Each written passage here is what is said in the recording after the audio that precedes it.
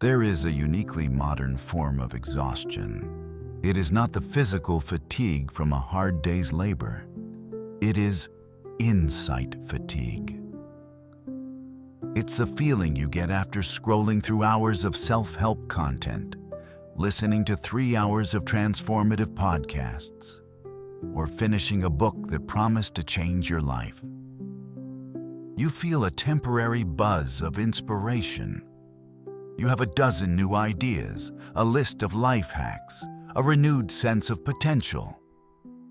And then Monday morning comes, and a week later, you find yourself in the exact same patterns of thought, the exact same habits, the exact same state of quiet frustration.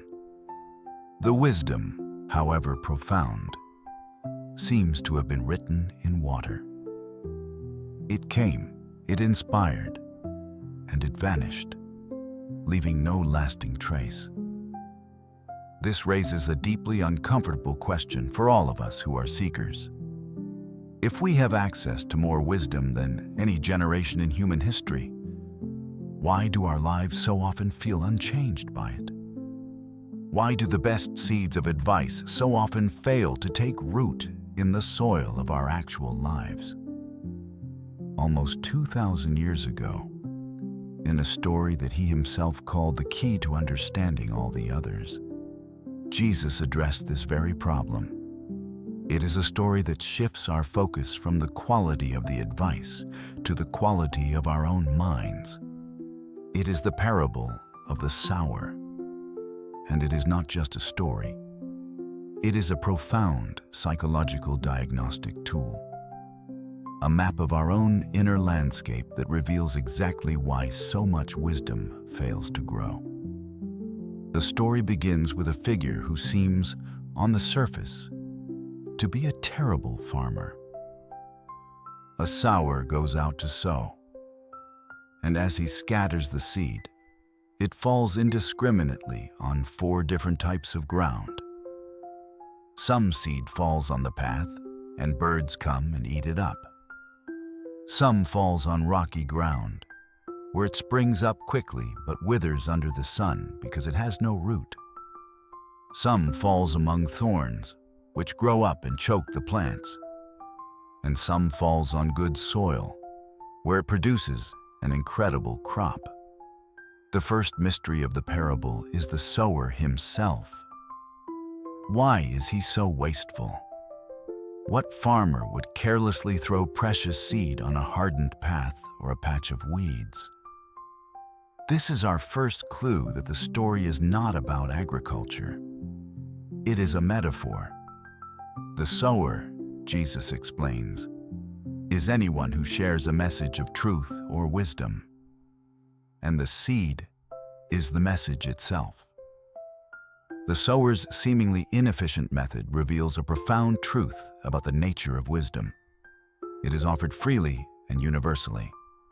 It is not pre-sorted for only the worthy or the ready. It is scattered everywhere, available to anyone. This places the entire weight and mystery of the story on the only remaining variable: the soil. The 4 soils are not 4 different types of people.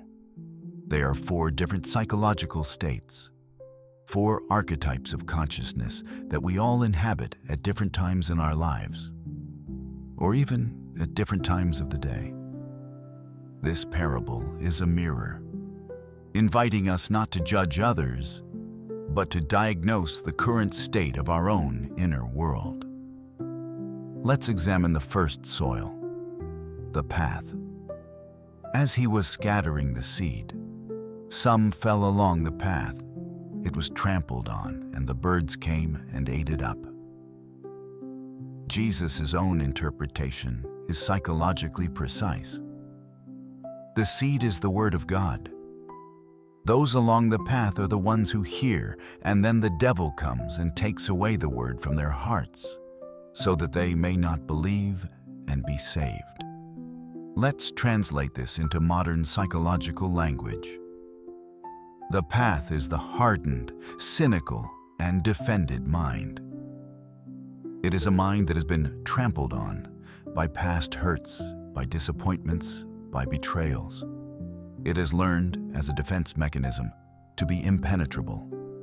When a new, vulnerable, or challenging idea comes along, a seed of hope, an invitation to change, it doesn't even have a chance to sink in. It lies on the surface, exposed. The birds of the air are our own internal defense mechanisms. They are our cynicism, our intellectual pride, our immediate whataboutism, our knee-jerk reaction to dismiss anything that threatens our current worldview. Before the seed can even begin to germinate, these inner birds swoop in and snatch it away, preserving the hard-packed status quo of our mind.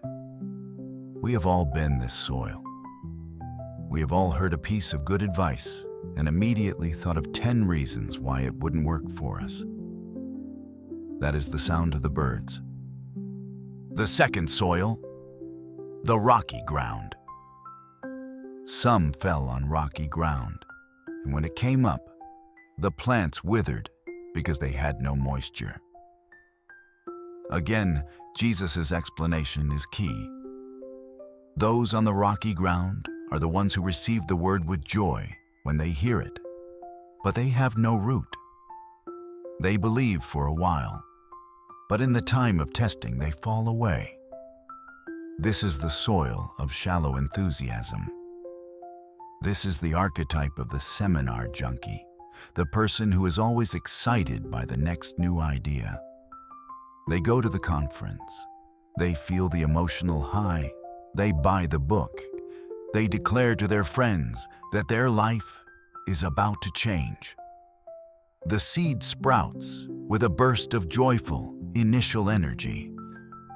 But beneath the thin layer of topsoil, their inner world is hard, unplowed rock. There is no emotional depth, no real root system of discipline or commitment.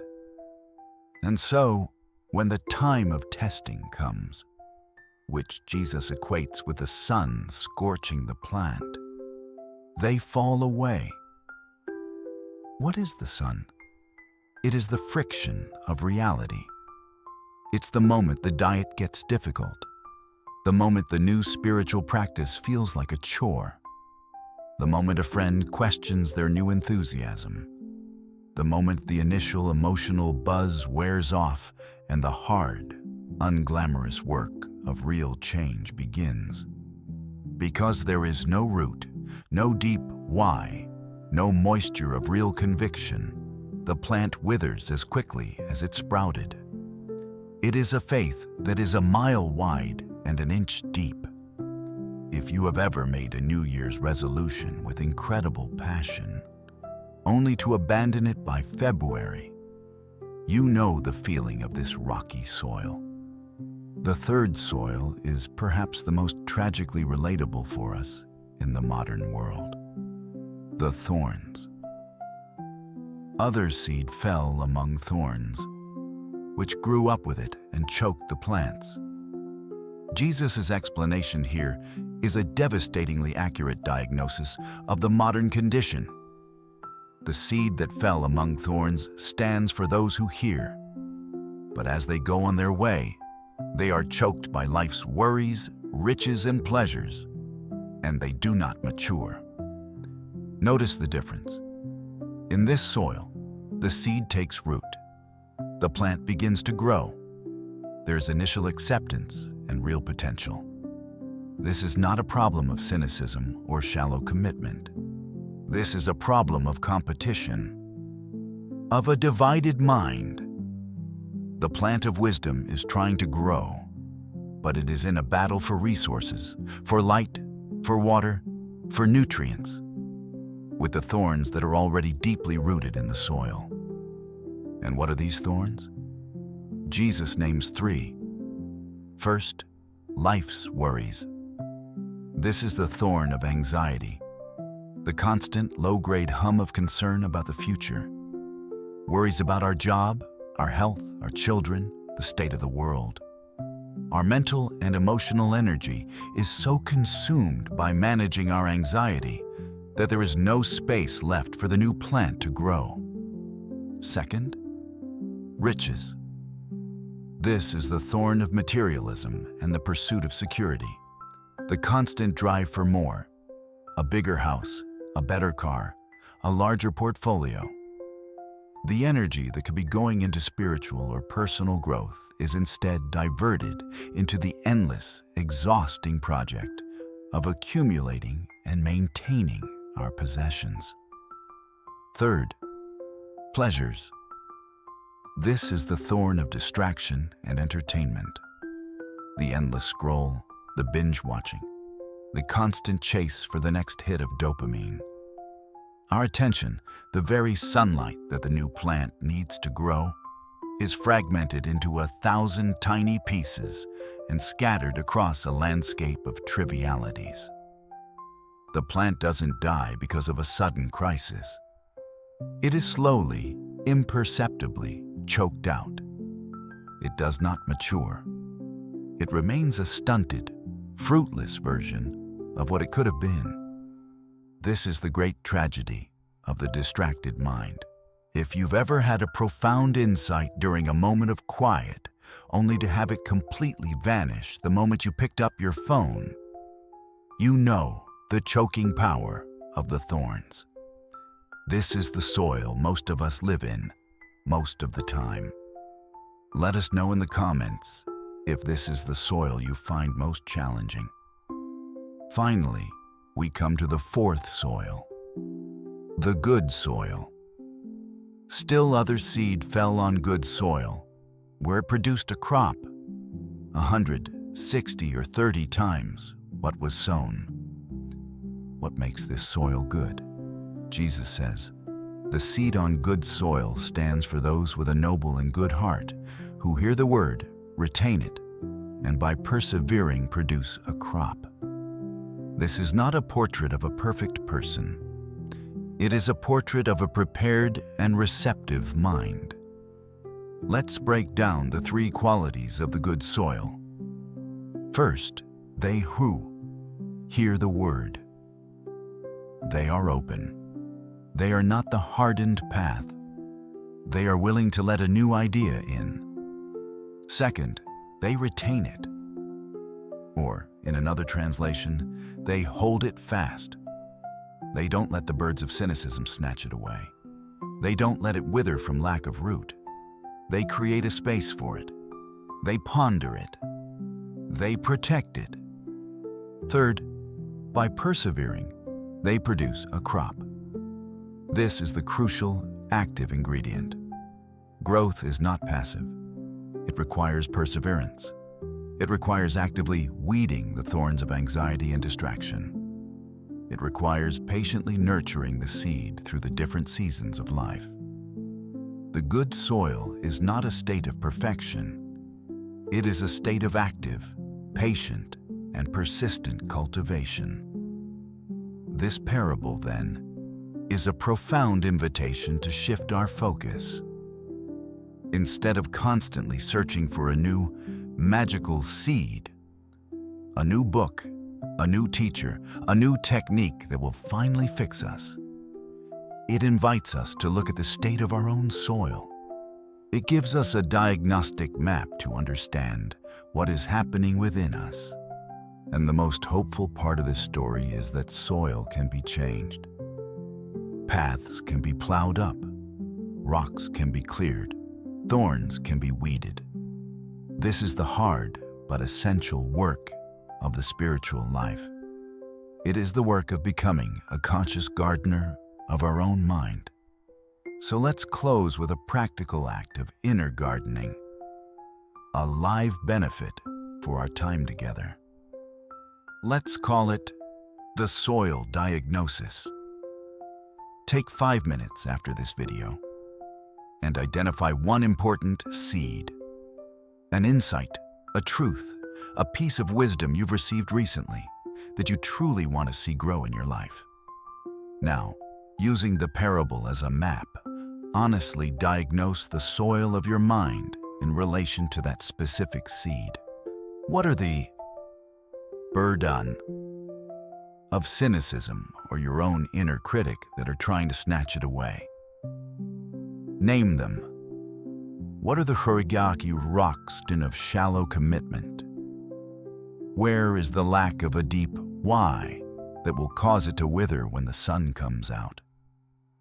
And what are the specific thorns of anxiety, distraction, or worldly pursuits that are competing with it for your attention and energy? Be specific. Name the worries. Name the distractions. This act of honest diagnosis is the first step.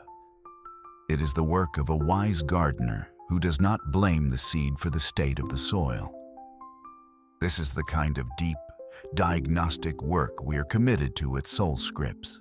If you are ready to move from being a passive consumer of wisdom to an active cultivator of your own inner garden, subscribe and join our community. Thank you for tending to your soil with us today.